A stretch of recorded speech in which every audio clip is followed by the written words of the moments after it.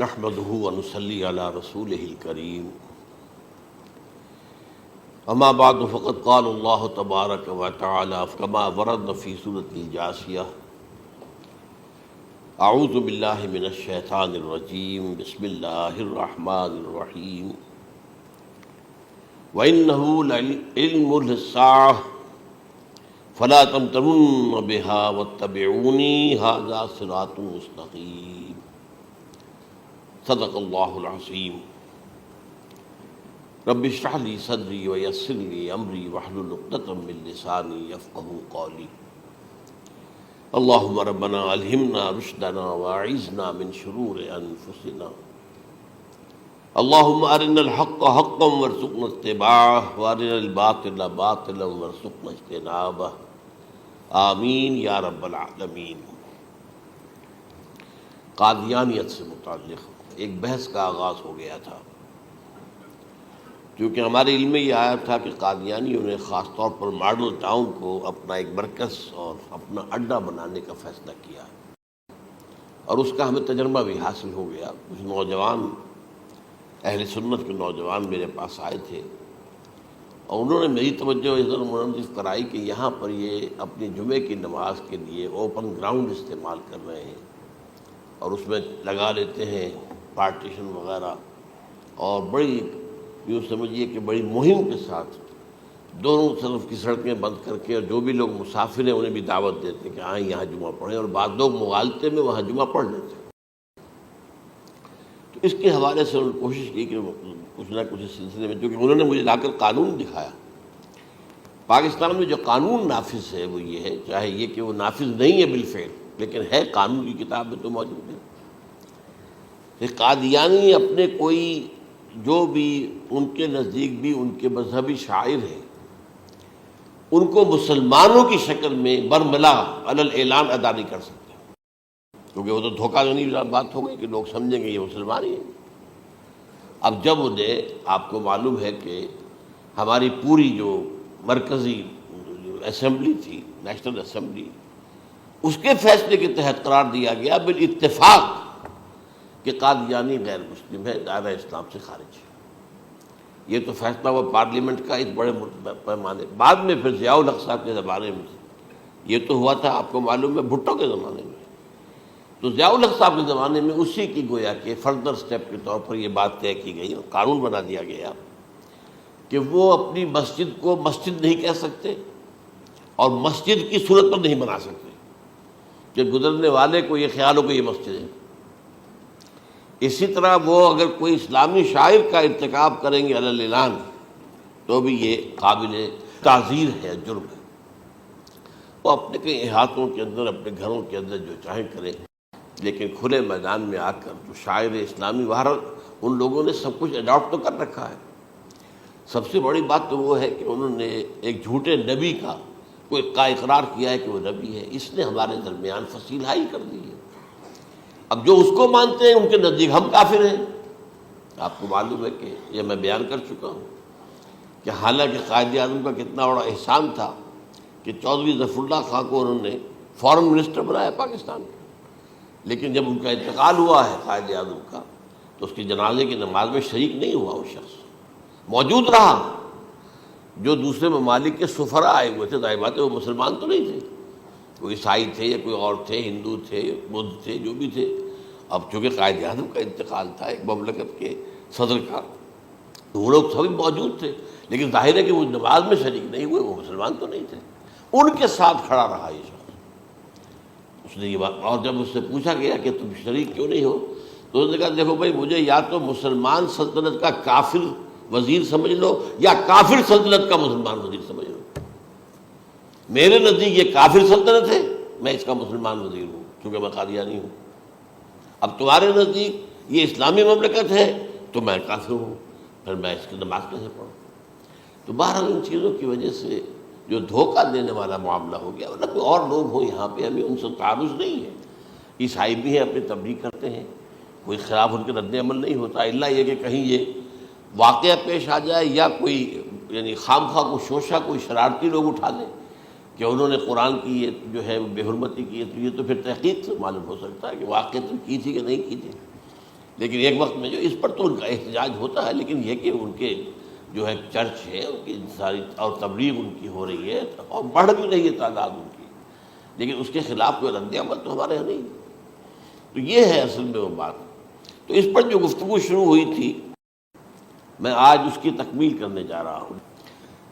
حضرت عیسیٰ علیہ السلام کی دوبارہ آمد کا تعلق ہے، اس کے ضمن میں قرآن مجید میں جو نص قطعی ہے وہ نص قطعی یہ ہے اِنَّهُ لَعِلْمٌ لِلسَّاعَةِ فَلَا تَمْتَرُنَّ بِهَا۔ حضرت عیسیٰ کا ذکر ہوا ہے سورہ جاسیہ میں، اور وہاں فرمایا گیا ہے کہ یہ عیسیٰ کا دوبارہ آنا قیامت کی علامت ہوگا، یعنی کہ اب قیامت بالکل قریب آ گئی ہے۔ اِنَّهُ لَعِلْمٌ لِلسَّاعَةِ، علم حاصل ہوگا ان کی دوبارہ آمد پر کہ اب قیامت جو ہے وہ سر پر آ گئی ہے۔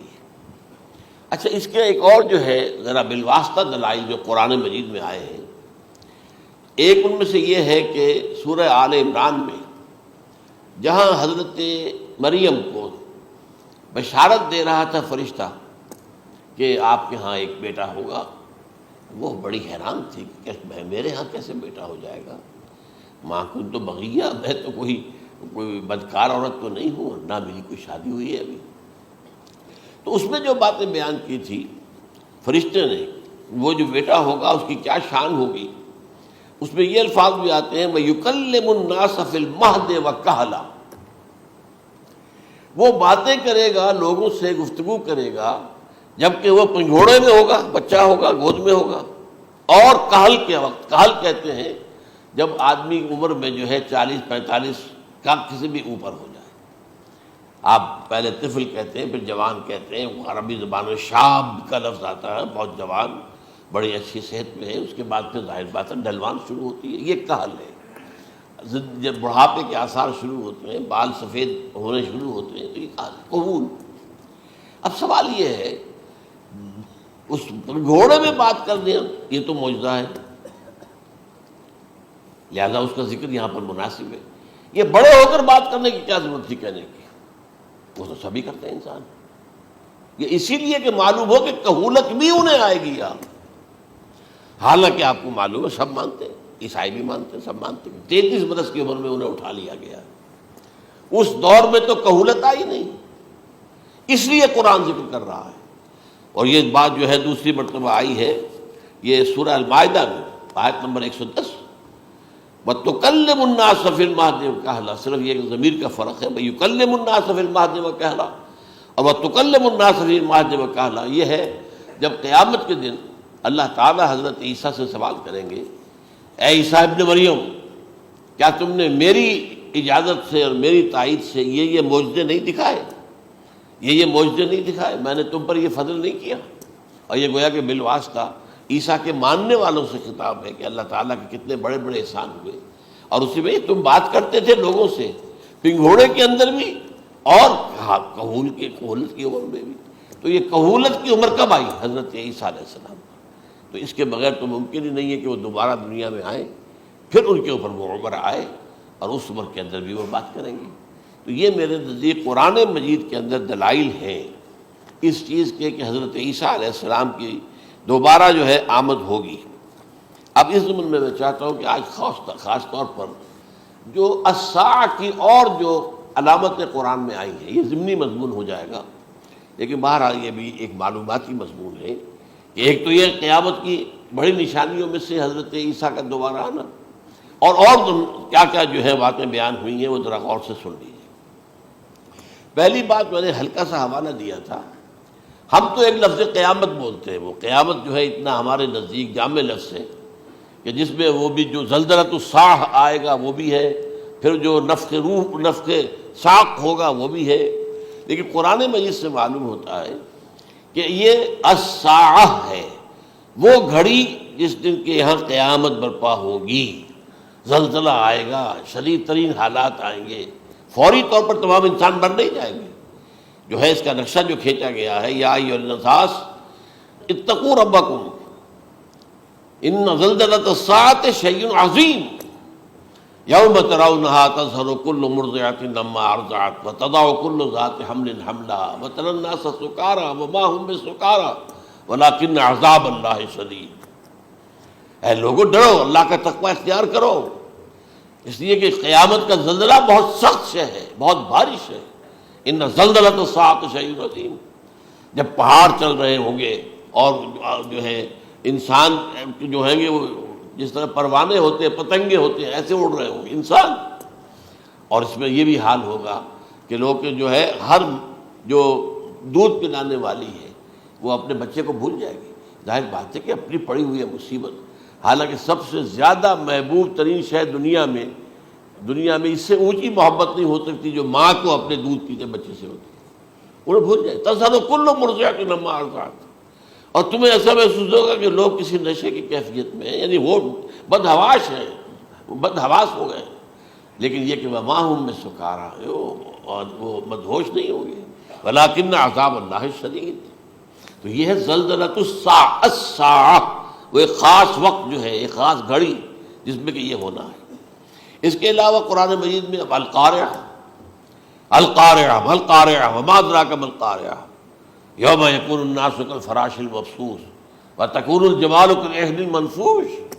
اب یہ کیا ہے؟ یہ نقشہ قیامت، یہ الساعہ، القارعہ الساعہ۔ اسی کے ساتھ قرآن میں آتا ہے الواقعہ، اذا وقعت الواقعۃ لیس لوقعتها کاذبہ، تو یہ خافضۃ رافضہ، یہ الفاظ سورہ واقعہ میں ہے۔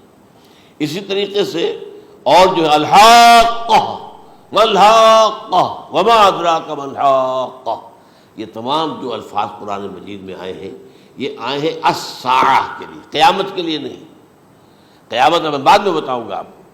چنانچہ 3 نفخے ہیں جو قرآن سے ثابت، نفخ فی الصور، اور اس نفخ فی الصور کا یہ عالم ہوگا یوم ینفخ فی الصور ففزع من فی السماوات ومن فی الارض الا من شاء اللہ، جس دن پھونکا جائے گا سور میں، اور اس وقت صورتحال یہ ہو جائے گی کہ جو بھی آسمانوں میں ہے، زمین میں ہے، سخت پریشانی اور سخت پشیمانی اور ایک طرح کے مرعوبیت اور خائف ہو کر رہ جائیں گے، الا ان کے کہ جن کو اللہ چاہے، اس کے کوئی ملائکہ مقربین ہوں گے۔ من فی السماوات فی الارض ہے، اس کے ساتھ ہی یہ کہہ دیا گیا ہے، لیکن یہ باقی پورے لوگوں کے اوپر، پوری مخلوقات کے اوپر ایک جو ہے گھبراہٹ کی کیفیت طاری ہو جائے گی۔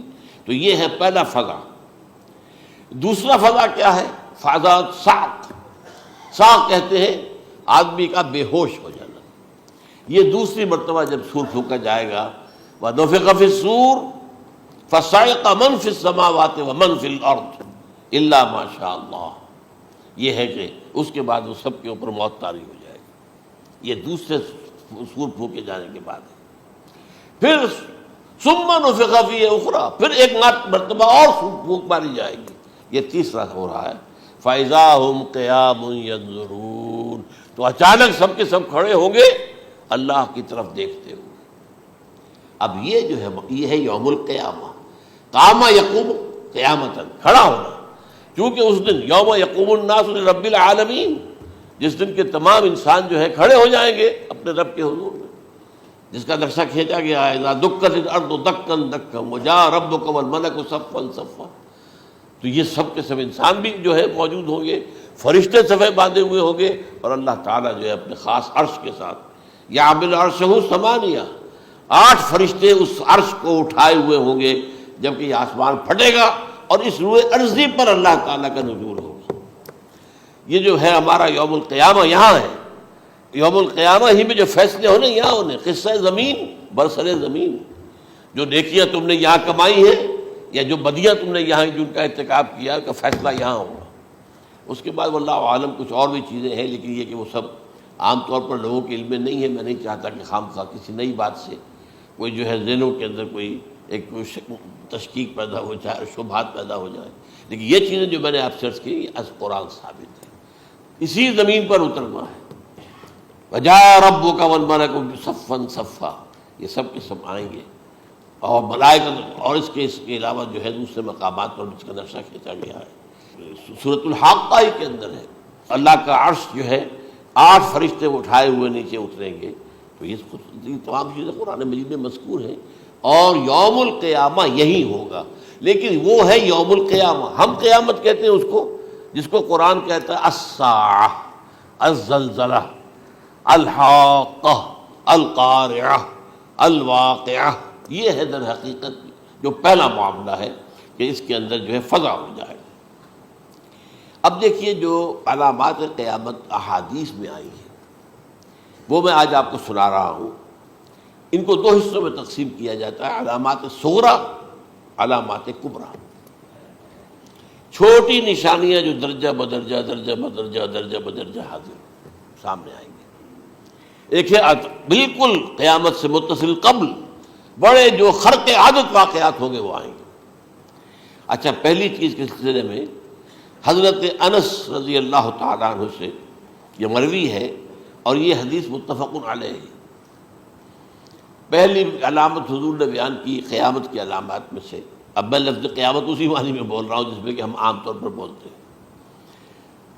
آپ نے فرمایا علم اٹھا لیا جائے گا، جہالت کا دور دورہ ہوگا۔ اب یہ کون سا علم اٹھایا جائے گا؟ سائنس کا علم نہیں، دین کا علم۔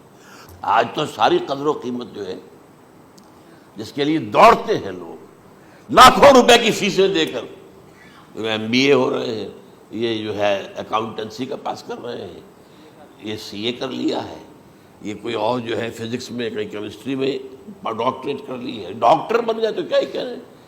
اس لیے کہ بڑی چیز جو پاکستان سے ایکسپورٹ ہوتی ہے وہ ڈاکٹر ہیں۔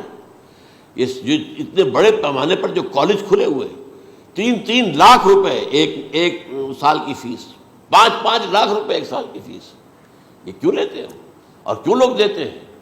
کہ موقع مل جاتا ہے MBBS کر کے۔ امریکہ کے اندر بھی ڈیمانڈ ہے، ان کے ہاں ڈاکٹر جو ہیں جتنے ہونے چاہیے نہیں ہے، لہذا اور بھی بہت سی جگہوں پر ڈیمانڈ ہے۔ تو جس چیز کی مارکیٹ میں ڈیمانڈ ہے وہ علم ہے۔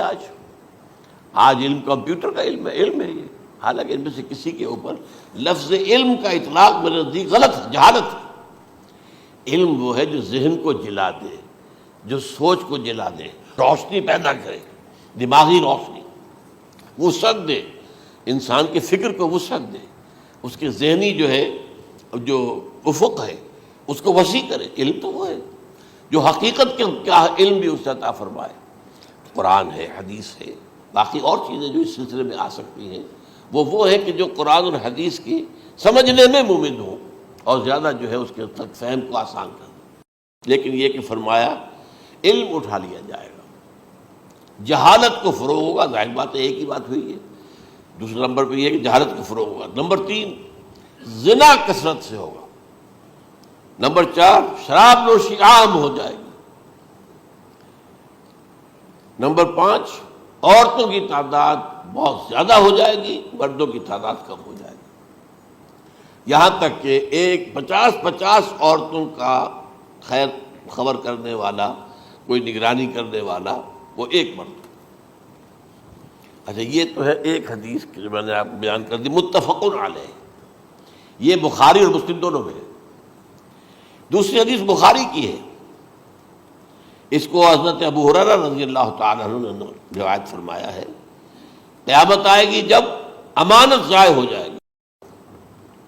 آج ہمارے ہاں امانت کے ضائع ہونے کا جو نقشہ ہے شاید پوری دنیا میں کہیں اور نہیں۔ جس طرح کے غبن یہاں ہوتے ہیں، جس طرح کک بیکس جو ہے وہ لیے جاتے ہیں، اس غریب یعنی قوم غریب ہے لیکن یہاں وہ امیر بہت بڑے بڑے لوگ ہیں، وہ تو دنیا بھر کے ٹاپ کے امیروں کے اندر ان کا شمار ہو جائے گا۔ لیکن یہ کہ یہ سب امیر کیسے بنے؟ غبن بلین آف ڈالرز کا، اب تو اس سے کم کی تو بات ہی نہیں ہوتی۔ فلاں نے اتنے بلین جو ہے پیسے اپنا جو ہے قرضہ معاف کرا لیا۔ بھائی کس نے کیا، کون کرتا ہے معاف؟ یہ کسی کے باپ کی جاگیر ہے؟ یہ پیسہ بینک کے اندر حکومت کا ہے کہ حکومت کو اختیار ہو گیا وہ رائٹ آف کر دے ان کے جو ہے ان کی جائیدادیں کرو ضبط۔ لیکن ہوتا کیا ہے، بینک آفیسر بے ایمان ہے، وہ کہتا تھا 1 کروڑ کا قرضہ لے جاؤ، 10 لاکھ مجھے دے جاؤ، چاہے تم میرے پاس کوئی ڈاکومنٹ جو ہے ایسے نہیں دے سکتے، حالانکہ ہونا چاہیے کہ اتنا بڑا قرضہ لے رہے ہو تو ڈاکومنٹس یہاں پر ہمارے سامنے لاؤ کہ اگر تم نہ دے سکو تو ہم ان ڈاکومنٹس کے ذریعے سے تمہاری جائیداد، تمہاری کوئی جاگیر، تمہاری کوئی اور چیز اس کو قبضہ کریں۔ جب وہ وقت آتا دیکھتے تو یہ ڈاکومنٹس ہی فیک ہیں، اللہ خرچ کیا کرے گا کوئی؟ بینک کا باپ بھی واپس نہیں لے سکتا۔ اور یہ سب کس کی بے ایمانی ہے؟ وہ جو بیٹھا ہوا بینک مینیجر، سارا سودا اس کے مابین ہوتا ہے کہ 1 کروڑ ہے نا، 10 لاکھ مجھے دو، 90 تم لے جاؤ، باقی یہ کہ ٹھیک ہے میں تمہارے جو ڈاکومنٹس تم پیش کر رہے اس میں کوئی اعتراض نہیں کرتا، بس جاؤ۔ اور نمبر 2، حکومت نااہلوں کے سپرد ہو جائے گی۔ یہ ہے امام بخاری کی روایت کردہ روایت جو حضرت ابو ہریرہ سے۔ مسلم شریف میں ابو ہریرہ رضی اللہ تعالیٰ عنہ سے ایک اور روایت ہے، مال عام ہو جائے گا یہاں تک کہ زکوٰۃ قبول کرنے والا کوئی نہ ہوگا۔ یہ بات وہ ہے جو آج سعودی عرب اور یو اے ای کے اندر آپ کثرت سے دیکھ سکتے ہیں۔ دولت جو ہے وہ ریل پیل، ابھی تھوڑا سا آیا ہے معاملہ خاص طور پر دبئی میں، کیونکہ وہاں بہت زیادہ کنسٹرکشن ہو رہی تھی، تو پوری دنیا میں آپ کو معلوم ہے کہ جو ریئل اسٹیٹ کہلاتا ہے اس کا حال بہت پتلا ہے، لیکن وہاں کے دولت ریل پیل ہے ہر جگہ پر۔ اور سب سے اہم متفق علیہ روایت، متفق علیہ کیا، وہ تو حضرت عمر سے بھی مروی ہے، ابن عمر سے بھی مروی ہے، ابن عباس سے بھی مروی ہے، ابو ہریرہ سے بھی مروی ہے، عبداللہ ابن مسعود سے بھی مروی ہے رضی اللہ تعالیٰ عنہ اجمعین۔ اور یہ وہ حدیث ہے جسے کہا جاتا حدیث جبرائیل، جسے ام السنہ بھی کہا گیا۔ اس میں جو آخری سوال کیا حضرت جبرائیل نے حضور سے، چوتھا، پہلا یہ تھا کہ اسلام کیا ہے مجھے بتائیے، ایمان کیا ہے، اس کی حقیقت کیا ہے یہ مجھے بتائیے، تیسرا احسان کیا ہے یہ بتائیے، چوتھا یہ کہ قیامت کے بارے میں بتائیے کب ہوگی۔ حضور نے فرمایا کہ اس کے بارے میں جس سے سوال کیا جا رہا ہے وہ اس سے زیادہ نہیں جانتا جو کہ سوال کر رہا ہے۔ اب اس کے کئی مفہوم ہو سکتے ہیں کہ بہرحال یا تو حضرت، چونکہ بعد میں معلوم ہوا کہ حضور نے پہچانا نہیں کہ یہ جبرائیل ہے، بلکہ جب سوال جواب ہو کر وہ چلا گیا شخص تو اچانک حضور کے ساتھ ذرا ردو ہو ہی لیا، ذرا بلانا اس کو دوبارہ لانا۔ اب جو دیکھا کہ وجود ہی نہیں اس کا، آسمان نے اس کو چکھ لیا، زمین نے نگل لیا، کیا ہوا ہے؟ پھر آپ نے یہ جبرائیل تھے جو تمہیں تمہارا دین سکھانے آئے تھے جبکہ تم سوال نہیں کر رہے ہو۔ یہ بڑے بیسک کوسچن تھے، اس لیے کہ دنیا کے ہمارا نظام اسلام پر ہے، ایمان پر نہیں ہے، اس لیے کہ ایمان کو ویریفائی کر ہی نہیں سکتے۔ کیسے پتا ہوگا اس میں ایمان ہے یا نہیں ہے؟ کوئی آلہ نہیں ہے، کوئی الیکٹروکارڈیوگرام ابھی تک ایسا نہیں ہے، کوئی جو ہے اور جو طریقے چل رہے ہیں وہ تو ان کے ذریعے سے یہ تو نہیں معلوم ہو سکتا ایمان ہے کہ نہیں۔ لہذا یہاں کا سارا نظام اسلام پر ہے، شہادت اللہ الہ الا اللہ وان محمد رسول اللہ، پھر ایک نظام بنا دیا وہ اقام الصلاۃ و ایتاء الزکوٰۃ و صوم رمضان و حج البیت۔ اس میں بھی یہ ہے کہ اگر کوئی نماز کو نہیں مانتا تو کافر ہوگا، لیکن نماز پڑھتا نہیں ہے تو کافر نہیں ہے، فاسق ہے، فاجر ہے، گناہ گار ہے، کمزور مسلمان ہے۔ اس طرح زکوٰۃ کا منکر ہو جائے گا تو وہ کافر ہوگا، لیکن زکوٰۃ دے نہیں رہا ہے تو یہ گویا کہ گناہ گاری ہے، کمزوری ہے۔ تو اس حوالے سے نوٹ کر دیجئے کہ یہاں کا دنیا کا سارا اسلامی نظام اور سارا کانسٹیٹیوشنل اور لیگل سسٹم جو ہے اسلام کا وہ اقرار باللسان پر ہے، ایمان ہے وہ کہ جس کی بنیاد پر وہاں فیصلے ہوں گے۔ یہاں کوئی شخص مسلمانوں کا بڑا لیڈر ہے، بڑا علامہ ہے، بڑی اس کی قدر و منزلت ہے، اس کے ہاتھ چومے جا رہے ہیں، پاؤں چومے جا رہے ہیں، ہو سکتا ہے وہاں کہا جائے دفع ہو جاؤ، تمہارے دل میں ایمان نہیں تھا، تم نے یہ سب کچھ کیا تھا اس لیے کہ کہا جائے کہ بڑے عالم ہو، اور یہ کہا جا چکا فقط قیلا، اب یہاں کچھ نہیں ہے تمہارے پاس۔ پھر فرشتوں کو حکم ہوگا کہ اس کو گھسیٹتے ہوئے جہنم میں ڈال دیں۔ 3 باتیں بیان کی آپ نے، یہی حشر اس کا ہوگا مالدار کا، اللہ پوچھے گا میں نے تمہیں بہت مال دیا، تم نے کیا کیا؟